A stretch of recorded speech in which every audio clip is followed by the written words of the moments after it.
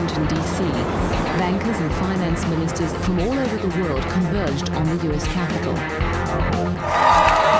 Thousands of protesters took to the streets to demand a more just economic order. Many called for the closure of the bank. We travelled to Washington with two South Africans, one in the bank and one on the streets.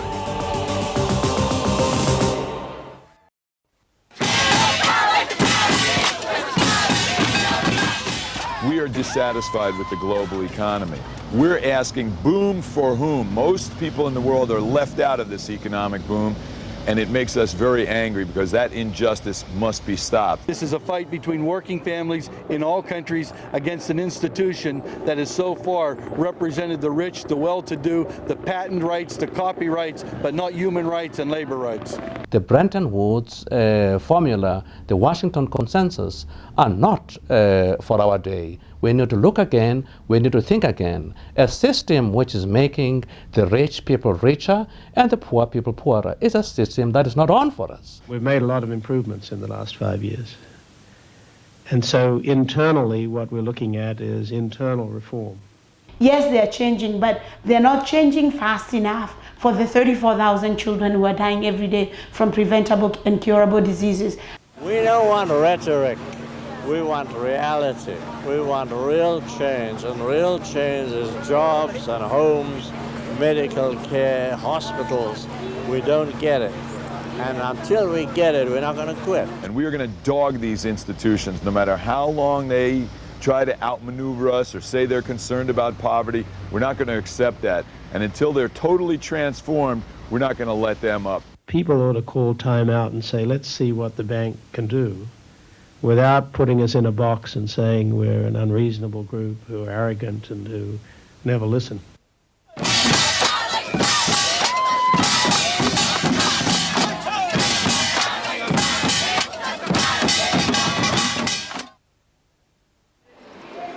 The first Trevor to head for the USA was Soweto councillor Trevor Ngwane. The second was the Minister of Finance, Trevor Manuel. In the budgets of the past 4 years, we've remained true to the reconstruction development goals we set for ourselves. Human beings are blessed with the necessity of transformation. Siyabonga kakhulu. You know, we get nice speeches, but the action of our government, where does the money go? The money is not reaching the ordinary people, it's not reaching the poor. The money is going to the rich. So really, quoting the Freedom Charter and quoting the RDP, but not implementing these policies is just wrong. I haven't abandoned the RDP, and we can demonstrate very clearly what we've been able to deliver. I remain an adherent of the Freedom Charter. South Africans adopted the Freedom Charter in 1955 to guide the national liberation struggle. Its slogan, "The people shall share in the country's wealth." In 1994, Nelson Mandela's African National Congress set forth a Reconstruction and Development Program, or RDP, aimed at meeting people's basic needs. In 1996, with the help of the World Bank, a new economic policy was drafted, entitled Growth, Employment and Redistribution, or GEAR. Since the government moved away from the RDP to GEAR, people have been suffering. The RDP was the government's mandate to prioritize the needs of the poor, to prioritize the needs of the working class, the needs of pensioners. But GEAR is not doing that. GEAR is prioritizing the needs of the rich, of big companies, of foreign investors. Globalization is a fact. We need to recognize that as a fact and engage with it. It's not going to go away. Since South Africa began to engage with globalization, the budget deficit and corporate taxes have been cut. But the currency has crashed 3 times. 500,000 jobs have been lost. Unemployment has risen to around 40%. Inequality has deepened to levels worse than under apartheid. These are the people I represent in local government as a councillor. I'm involved with their problems on a daily basis, unemployment and poverty.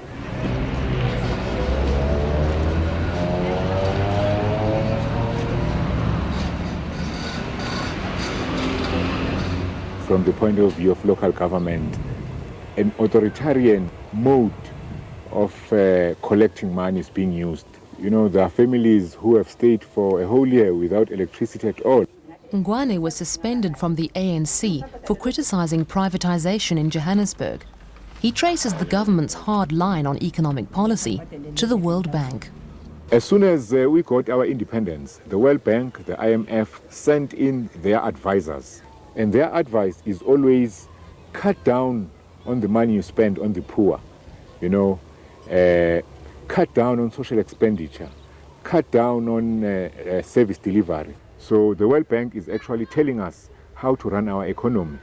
While Manuel denies outside pressure, bank officials are proud of the economic advice they provided to the African National Congress during the transition from apartheid. The entry point we used was really the ANC cadres that were outside, that some of whom came here to the bank on internships and so on. The World Bank and IMF lent the apartheid regime billions of dollars. In the 1990s, they began to offer loans to the new government.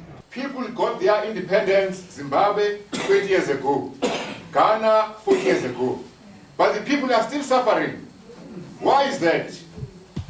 Yingoba, our colonizers, or Britain, or America, or France, there's a no World Bank, there's no IMF.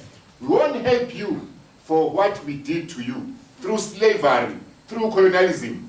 But we're going to lend you money so that you can pick yourself up. The legacy, the history of the World Bank and IMF in Africa, in Asia, in South America, in the Third World has been shameful. And the best thing we can do, or the least, is to close them down. That doesn't help. Because, you know, as South Africa, we can raise taxes, we have a capital market in this country, we can borrow.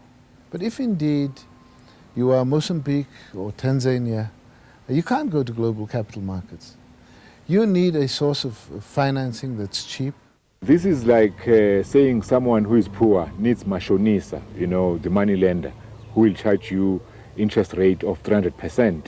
You know, the money lender is just going to kill you. Debt repayment is South Africa's second largest budget item. Zambia pays more on debt servicing than on health and education combined. Current loans in Mozambique and Tanzania go to repay interest on past debts. A lot of money is going to service the apartheid debt.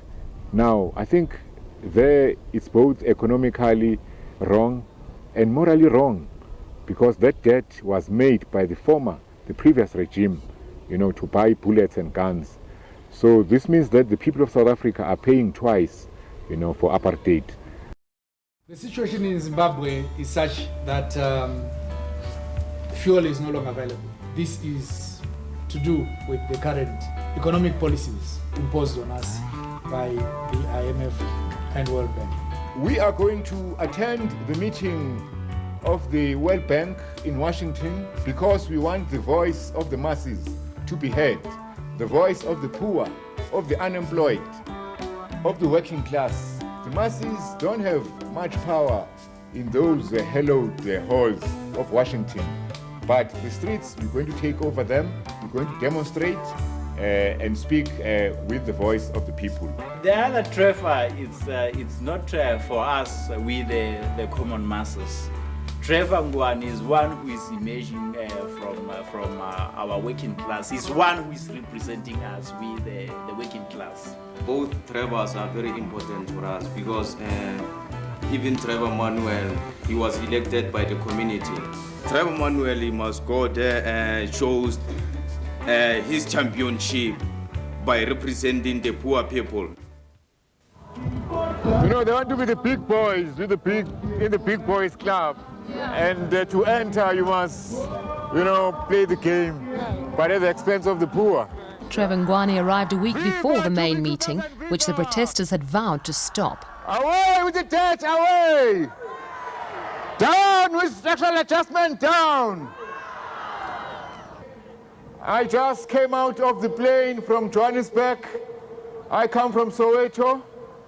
And really, it warms my heart to see you all gathered like this on one mission for economic justice. Yesterday, Jubilee 2000, we were appealing, asking for forgiveness, saying, World Bank, IMF, forgive us our sins.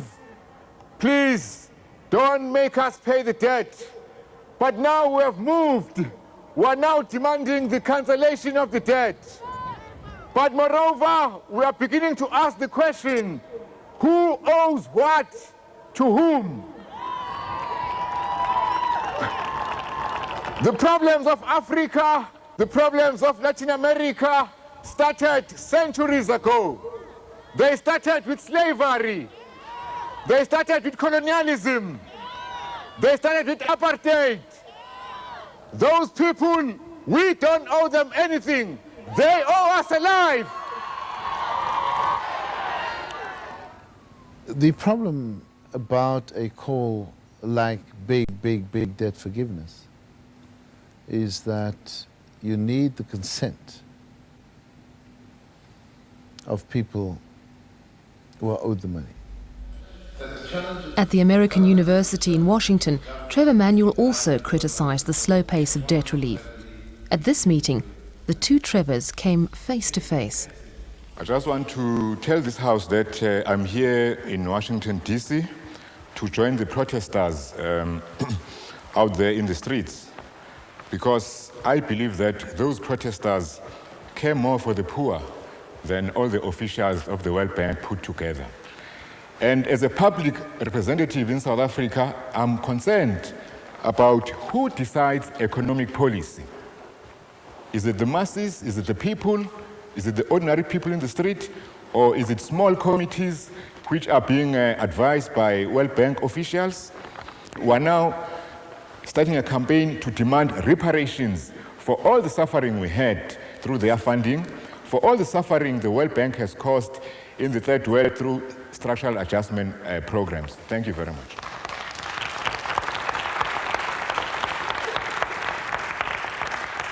Well, that's the stuff of democracy, different points of view.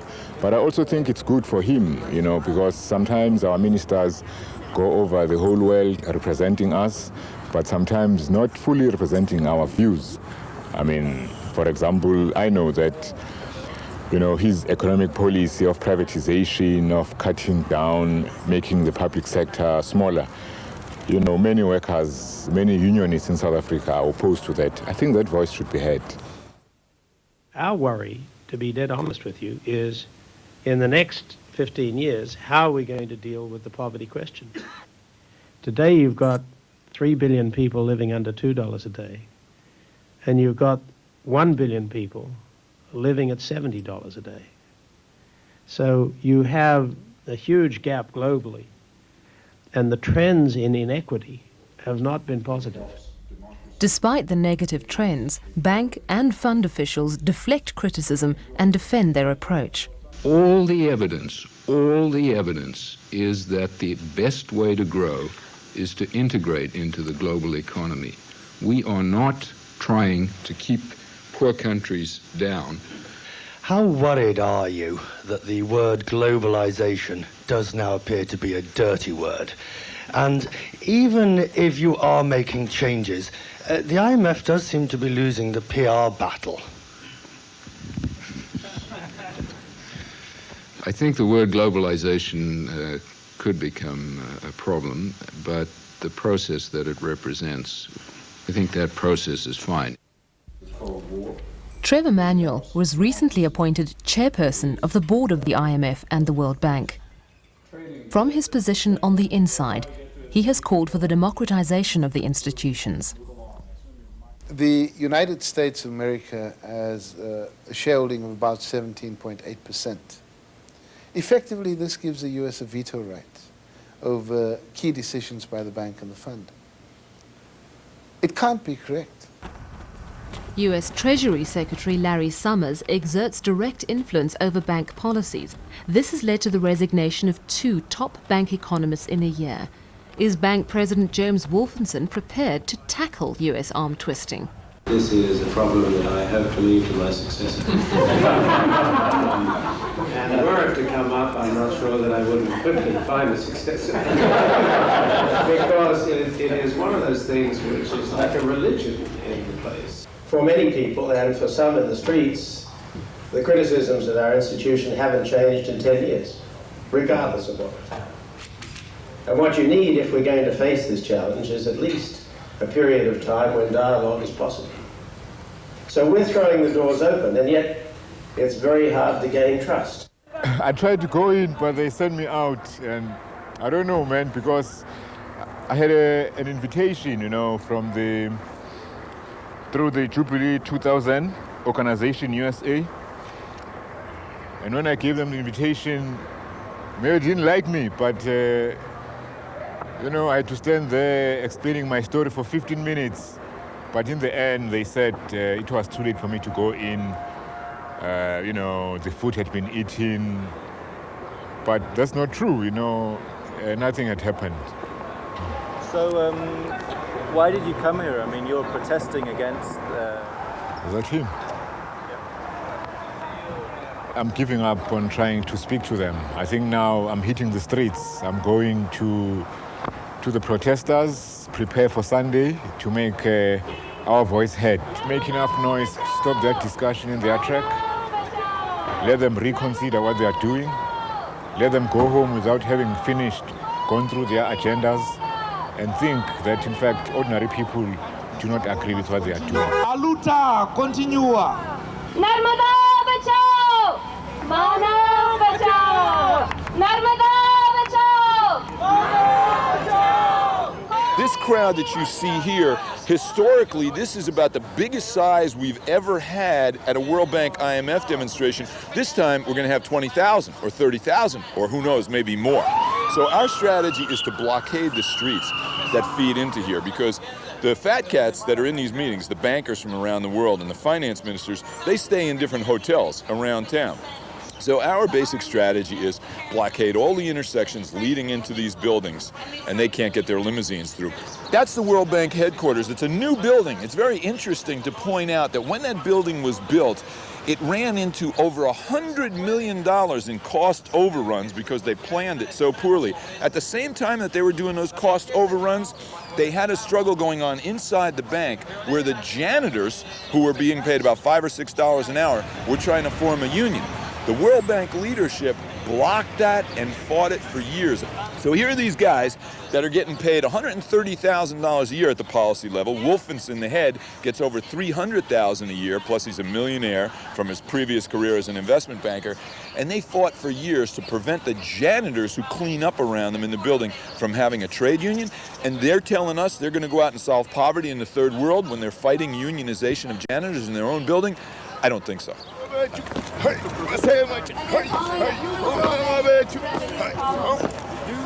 That's what we're going to do tonight, and then we're going to do it in a big way Sunday. Training sessions. Yeah, We've got training sessions going on at the Convergence building, a big warehouse where we're training people. And we're training them in dancing, songs, puppet making, all sorts of stuff, and coordinating what's going to happen on the days of protest so people work together. So many people in this world who don't have access to food or shelter or health care or a life that is decent. And if I'm not part of the process of changing that, then I couldn't live in my heart. I couldn't be here and feel good about what I'm doing. This is where the revolution is under construction, man. I think upstairs they're doing training. For example, you know, what we call marshals. They're also training people in legal skills in case someone gets arrested. They're also training each other in non-violent methods. And you got to the place that you intended to blockade, and you find that the police have blocked it off. You have to decide what to do. If we're needed somewhere else, I think we should go there, because this is something like a futile effort already if our spot is already taken. We'll be able to use the power of nonviolence in order to make a stronger statement. It's really a stereotype that American kids, all they do is eat at McDonald's and buy sneakers, and that really there are a lot of American young people who really care about other countries in the world. And I think this is a rallying point for the youth of America to show that we realize we're not the only nation in the world. Look, in South Africa, I think we sort of losing or even forgetting the democratic tradition, the participation. I think this reminded me, what we are losing. I have a feeling, with all the voting, for parliamentarians, people just make a cross and then they forget, they wait for the councillors, for the parliamentarians to do the job.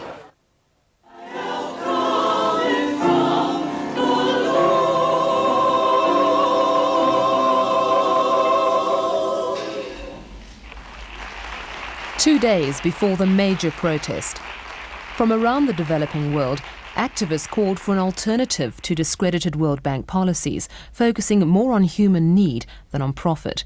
They also urged the formation of a global movement for economic justice. Ellos quieren vivir solo en este mundo, pero Dios nos ha dado una herencia para todo. En Haïti, nous relais politique néolibérale là un plan la mort. In Haiti, we call the neoliberal policy a policy of death. People who are mostly affected by these policies are women, and that's a problem. Now, after apartheid, we thought we were going to have freedom, and what do we have? The free market. The World Bank, hey, is the devil. Hey, the IMF is the devil. Right. Now,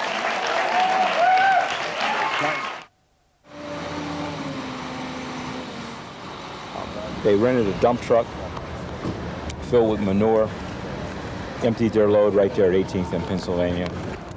You ever seen anything like this before? I've seen manure before.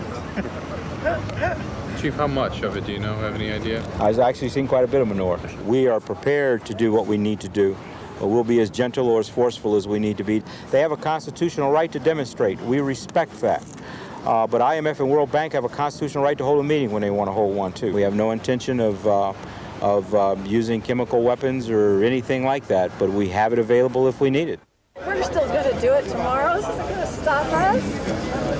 Listen to these captains. We got the news that the Convergence Center has been raided by the police and that people have been driven out and the gate is locked. We don't know why the police are here. There had been complaints made to the fire department about serious fire code violations, so the fire marshal went in and very quickly saw some very serious fire violations. When were the complaints first made, do you know? I do not know that. Because they're suggesting the timing was obviously to wait till the last minute to make it as hard for them to recover. Well, I mean, in Zimbabwe, this would be a familiar sight. We're kind of neutral people in this. As long as everybody plays by a set of rules, they'll be able to express themselves, and I don't think you find that in other jurisdictions. They should be raiding the World Bank and the IMF, not us. It's a small bump in the road, but I think that in fact it strengthens our resolve. We are creative people. We have many things at our disposal in terms of the message that we are going to be getting out. And believe me, our message has gotten out. It will get out today and for the rest of our lives. We're in this struggle. Right to protest is gone. The right to protest is gone. It seemed that the right to protest was gone later that day when police moved in on protesters.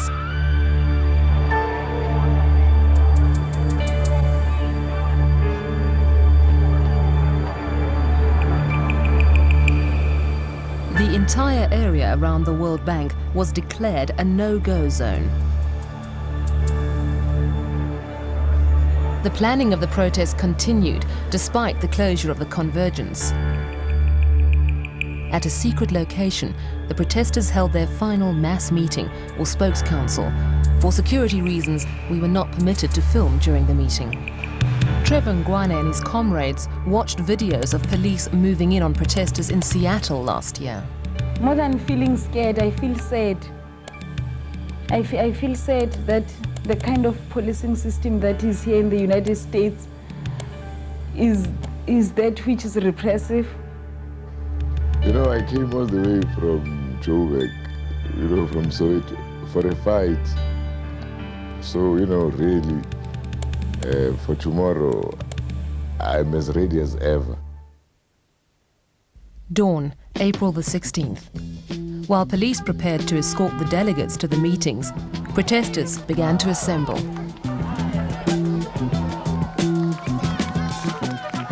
By 6 a.m., they had locked down.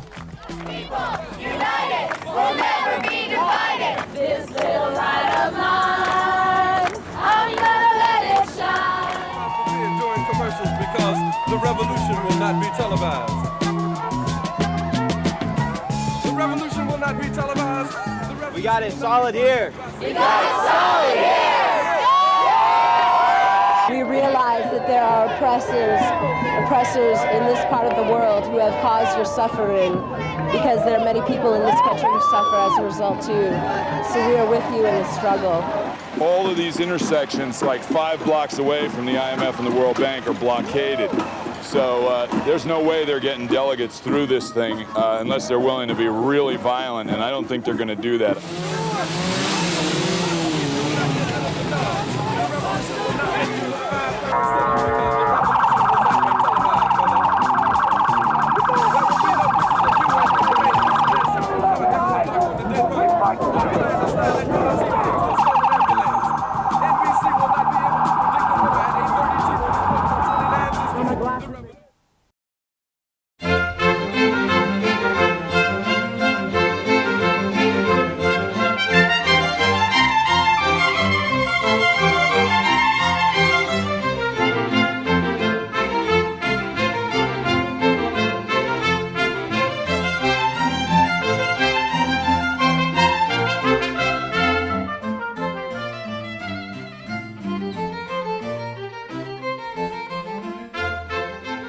Very well organized, and they think through what it is they're doing. We haven't seen anything like this in a while. And cities that they'll be coming to in the future are going to have their hands full, just like we got our hands full right now. There's just no doubt about it.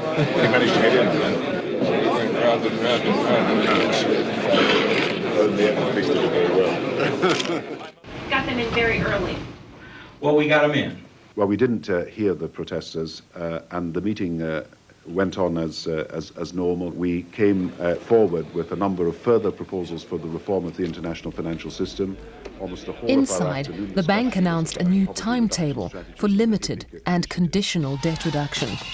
On the streets, 30,000 protesters called for immediate debt cancellation and the closure of the bank. And the WTO and the World Bank know that we're together and we mean business. Let them know that we're indeed Teamsters and turtle lovers, students and steel workers, and we're protesting together. This week was a special week for America, Africa, Asia, Europe. It proved that Seattle was not a fluke. Today's events show the world that a global movement for social and economic justice has been born. They say protesters failed to shut the meeting down. But we didn't fail to put these institutions on the front page of every newspaper. We put them on the radio, the TV, and the emphasis was us, the protesters, out in the streets, demanding a different set of rules for the global economy. So we dragged the snake out from under the rock, out into the light of day, into the light of public scrutiny. And now it's up to the public to decide what to do with these institutions. Back home, Trevor Manuel remains committed to South Africa's economic policy. I know that the process of building is a slow and hard slog. There are no magic formulae. There's no rhetoric. There aren't any slogans that suddenly change from apartheid inequality to a democracy that actually effects tangible improvements in the quality of life of people. And it's a slog. It's a slog, and one that we'd made a commitment to.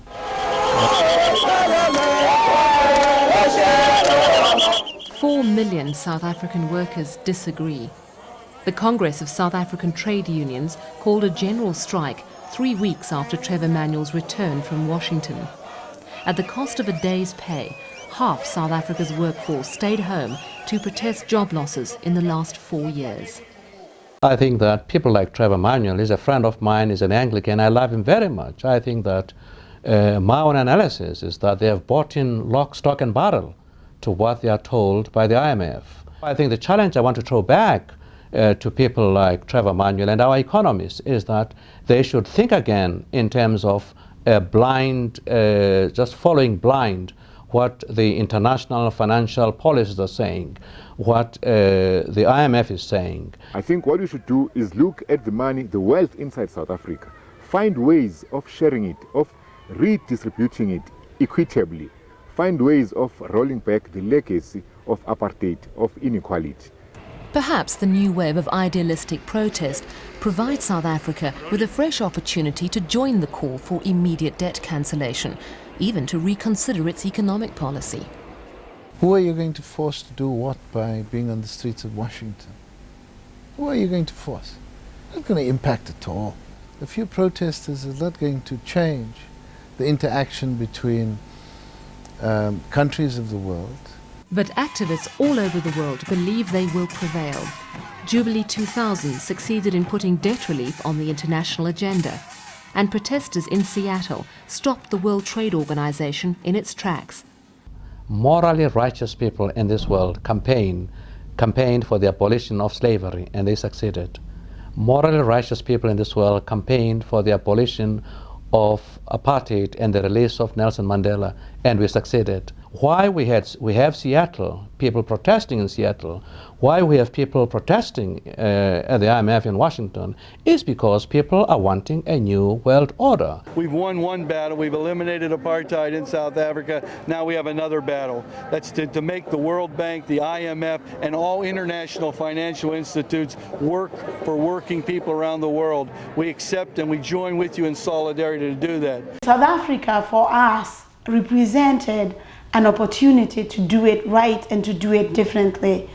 And it really makes me sad, and I think it makes a lot of people sad to see South Africa making the same mistakes that other governments have made. I mean, 20 years of structural adjustment program from country to country. South Africa should be looking and seeing what it means to have those institutions driving the policy, the economic policy. Today we're being told, no, wait for us, delivery will drop from heaven like manna. Will that ever happen? Why? We're still waiting. We're still waiting.